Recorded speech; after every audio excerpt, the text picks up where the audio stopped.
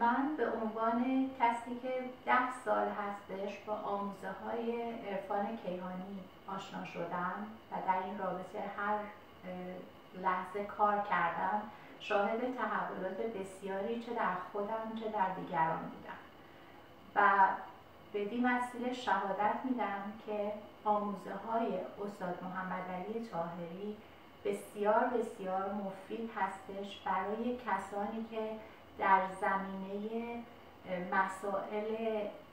زندگی روزمره مشکلات بینشی دارند و ما نیازمند یه همچین آموزه هایی هستیم و خواهشمون از شما مسئولان امر اینه که به آموزه های ایشون و به دروس ایشان به عنوان یک معلم بپردازید و قصد ایشان فقط آموزش و ارائه صحبت هایی بوده که شاید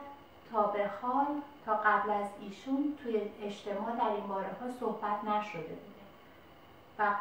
قصد کمک به جمع بوده. خیلی خیلی متشکرم.